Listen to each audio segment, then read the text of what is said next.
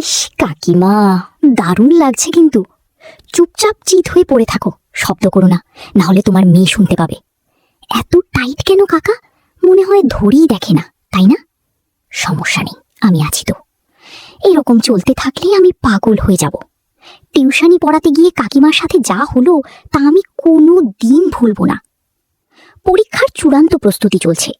অন্য সবকিছু ভুলে গিয়ে টিউশনি ছাড়া বাড়ির বাইরে বিশেষ বের হতাম না। পরীক্ষা ভালোই দিলাম, রেজাল্ট বেরানোর সময় হয়ে গেল। জানতাম ফল ভালোই হবে, তবু সামান্য কিছুটা হলেও উদ্বেগ ছিল।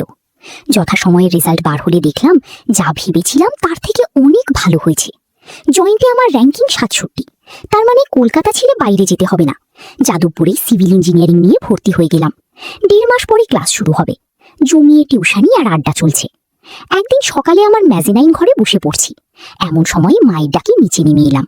দেখি রবিন কাকু ও তার স্ত্রী স্বপ্না কাকিমা এসেছেন। রবিন কাকু বাবার থেকে অনেক ছোট, তবু বাবাকে দাদা বলে ডাকেন বলে আমি কাকু ডাকি। ওনাদের বাড়ি আমাদের পাড়ার একদম দক্ষিণ প্রান্তে, তাই সচরাচর দেখা সাক্ষাৎ হয় না। শুনলাম ওনার মেয়েকে পড়াতে হবে, ক্লাস 2তে পড়ে, কিন্তু অত নিচু ক্লাসে পড়ানো ঝামেলা বলে আমি আপত্তি করলাম। তবু ওরা নাছোড়বান্দা। শেষে বাবার কথায় রাজি হলাম। রাজি হবার আরেকটা কারণ অবশ্য স্বপ্না কাকিমা। ওকে দেখতে খুব একটা সুন্দরী না হলেও ওর ফিগারটাই ঈর্ষা করার মতো, যে কারো নজরে আসবেই। গাছের জাম্বুরা আর তরমুজ দারুণ। কাকির হাইট কম করেও 5.5 ফুট, সেই তুলনায় রবিন কাকু একটু বিটি, কালো রোগা চেহারা, তবে সরকারি উঁচু পদে চাকরি করেন। ওর আরেকটা দোষ, প্রতিদিন অনেক রাত্রে লাল পানি খেয়ে বাড়ি ফেরেন। পাড়ায় অসৎ ভাব না থাকলেও মিশামিশিটা খুবই কম। যাই হোক, ঠিক হলো সপ্তাহে 4 দিন সন্ধ্যায় পড়াবো। 4টে টিউশনি, নিজের ক্লাস ও পড়ার চাপে আমার খেলা ও আড্ডার সময় কমে গেল। দিন কেটে চলেছে। কিছুদিন ধরে আমার মনে অদ্ভুত তৃষ্ণা মাথা চাড়া দিয়েছে। ইতিমধ্যে বাপির সাথে আমার সম্পর্কটা আগের মতোই ফিরে এসেছে। ও জেনারেল লাইনেই পড়াশোনা করছে, তবে প্রায়ই আমার কাছে পড়ার ব্যাপারে আসতো। একদিন ওকে বললাম, বহুদিন ওসব বই পড়া হয়নি, 2-4টে বই জোগাড় করে দিতে পারবি?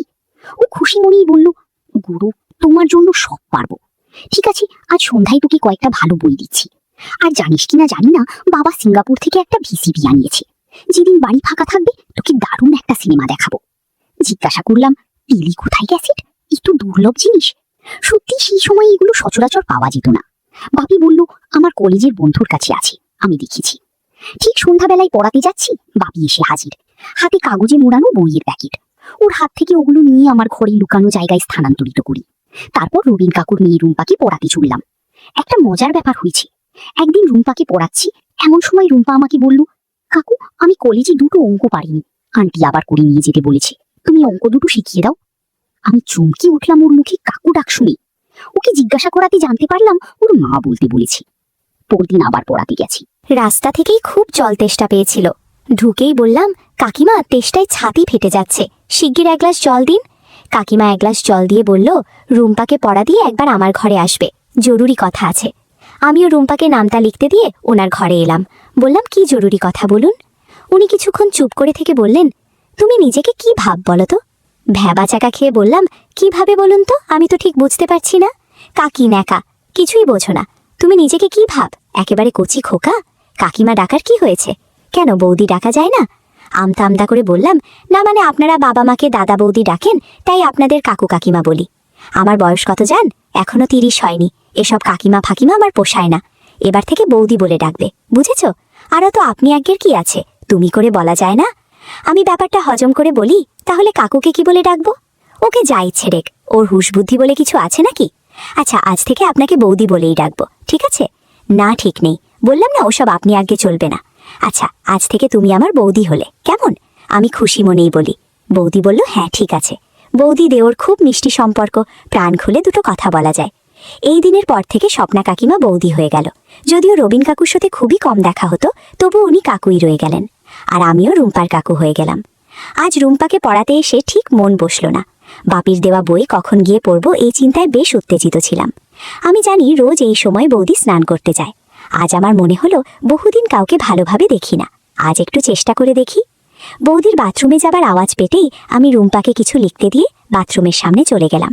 সৌভাগ্যক্রমে কাঠের দরজায় একটা ফাঁক পেয়ে চোখ রাখতেই হতভম্ব হয়ে গেলাম। বৌদি গাছের জাম্বুরা ভালো করে ধুতে নিচ্ছে। জাম্বুরাগুলো এখনো টাটকা। কেন জানি জাম্বুরা খাওয়ার জন্য মন উতলা হতে উঠল। শ্রোতা বন্ধুরা, ইউটিউবের কড়া নিয়মের কারণে কিছু বিষয় সরাসরি বলা যাচ্ছে না, তোমরা কমেন্টে দেয়া লিঙ্ক থেকে আমার ওয়েবসাইট ভিজিট করো, সেখানে একদম খোলামেলা গল্প দেয়া আছে। হঠাৎ কার হাতে ছোঁয়ায় চমকে উঠি, তাকিয়ে দেখি রুম্পা কখন উঠে এসে আমায় ডাকছে। ও কিছু বলতে চাইলেই তাড়াতাড়ি খানিকটা দূরে টেনে নিয়ে আসি। ও বলল, কাকু ওখানে তুমি কি করছিলে? আমি লজ্জায় খানিকটা ইতস্তত করেও নিজেকে সামলে নিয়ে বলি, আমার খুব বাথরুম পেয়েছে তো তাই গিয়েছিলাম। ও বলল, মা তো এখন বাথরুমে। বলে ওখান থেকে চিৎকার করে উঠল, মা তুমি তাড়াতাড়ি বের হও, কাকুর খুব জোরে বাথরুম পেয়েছে। আমি ওকে কোনো রকম বাধা দিতে পারলাম না। লজ্জায় খানিকটা কুঁচকে গিয়ে ওকে বললাম, না রে আমার পরে গেলেও চলবে। বৌদি ভিতর থেকে বলল, কাকুকে 1 মিনিট অপেক্ষা করতে বল, আমি বেরোচ্ছি। বলেই 1 মিনিটের মধ্যে পেটিকোট পরে একটা তোয়ালে জড়িয়ে বেরিয়ে এলো। আমরা তখনও বাথরুমের কিছুটা দূরে দাঁড়িয়ে। কি আর করি, মাথাটা নিচু করে বাথরুমে গিয়ে ঢুকলাম। ঢুকেই কলটা খুলে দিলাম, অভিনয় করে গেলাম। ও একটু পরেই বেরিয়ে রুম্পাকে পড়াতে বসে গেলাম। কিছুতেই সহজ হতে পারছি না, কারণ ও তো আমাকে বাথরুমের দরজায় উঁকি দিতে দেখেছে।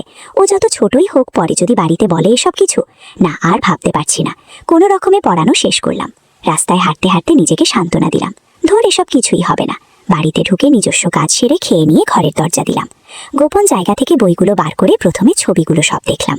তারপর পাতা উল্টে প্রথম যে গল্পটা চোখে পড়ল সেটা ছাত্রের মা ও গৃহশিক্ষকের। আমায় আর পাইকে সোজা গল্প পড়তে শুরু করলাম। অবশেষে অনেকদিন পর শান্তির ঘুম দিব। অনেকবার হওয়ার কারণে অনেক ক্লান্ত লাগছে। পরের দিন আবার রুম্পাকে পড়াতে চললাম।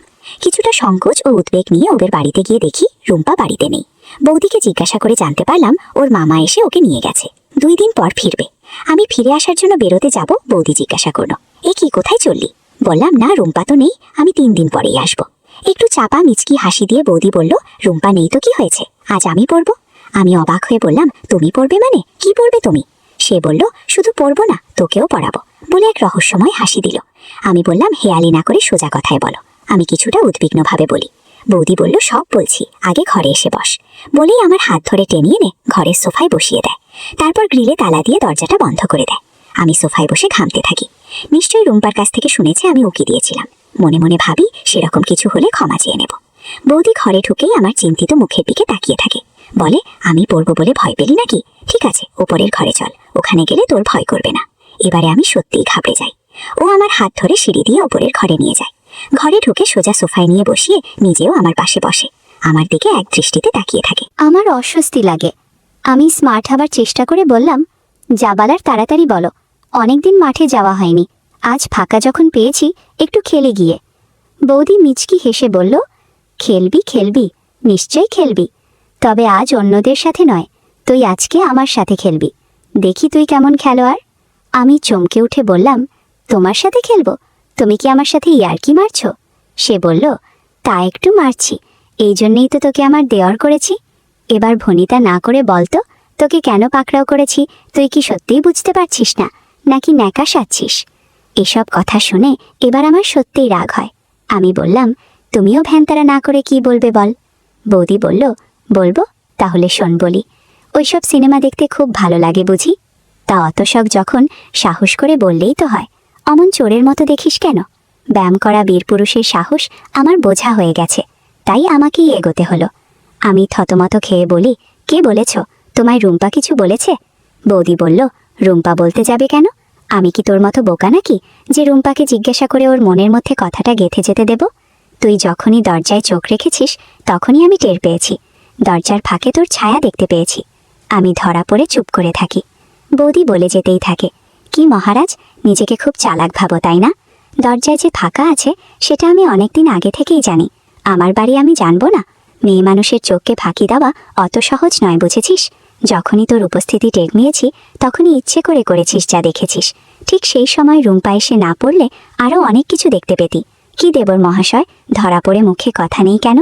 বৌদির মুখে এসব কথা ও ভাষা শুনে আমি ভিতরে ভিতরে শিহরিত হয়ে উঠি। কি সাংঘাতিক মহিলা রে বাবা, মুখের কোনো রাগ ঢাক নেই। অবশ্য ভালোই লাগছিল শুনতে, কিন্তু ওর উদ্দেশ্যটা ঠিক ধরতে পারছিলাম না।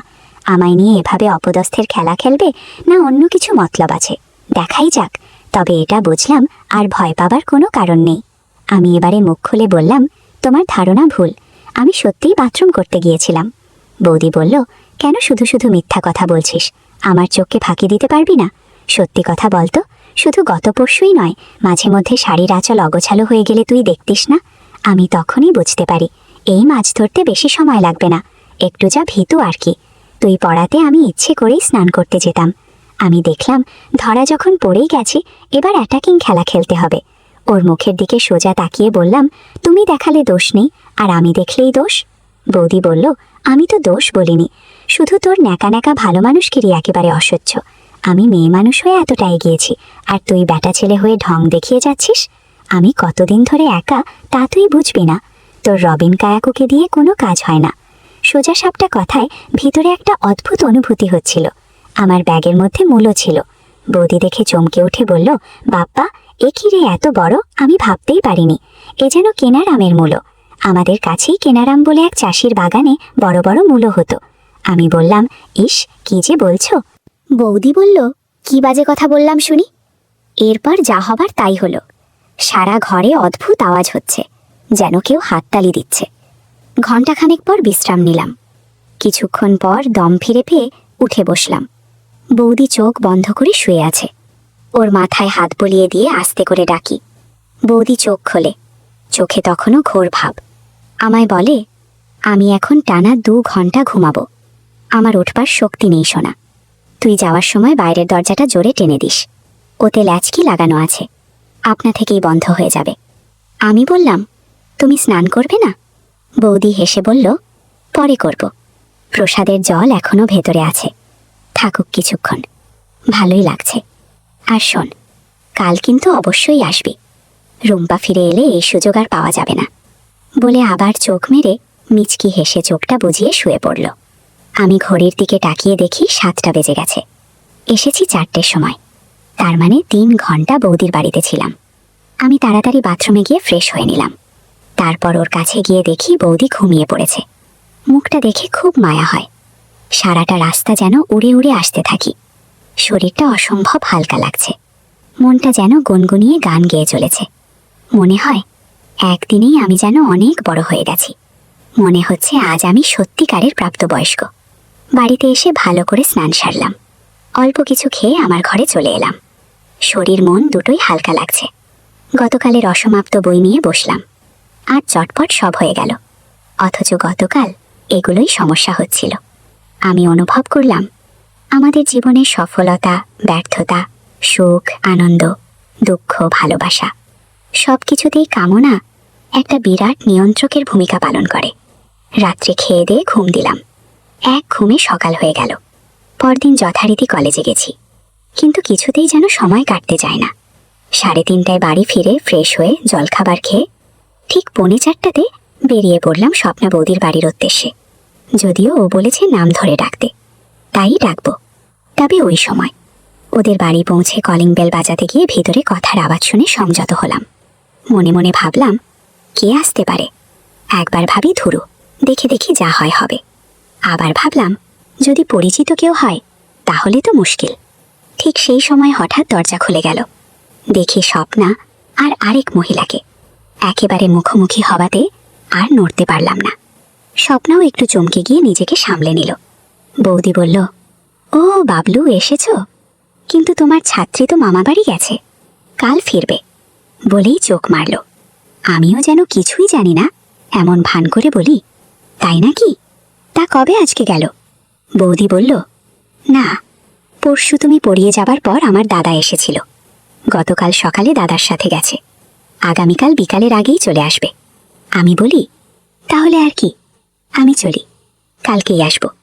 বৌদি বলল, আরে দাঁড়াও, আমার বান্ধবীর সাথে পরিচয় করিয়ে দেই। ওরা আমাদের সৃজনীর 2 পাড়া পরেই বলাকায় নতুন বাড়ি করেছে। এই তো গত মাসে এসেছে। ওর নাম শম্পা। ওর বর ফরেন নেভিতে ইঞ্জিনিয়ার। আর শম্পা, এই হলো বাবলু, আমাদের পাড়াতেই থাকে। যদিও ওদের বাড়িটা একেবারে সৃজনীর প্রথমে। একটু দূর হলেও আমরা একই পাড়ার। জানিস শম্পা, বাবলু খুব পড়াশোনায় ভালো ছেলে, রুম্পাকে পড়ায়। বাবলু, জানো শম্পার বাপের বাড়ি আমার মামা বাড়ির ঠিক পাশেই।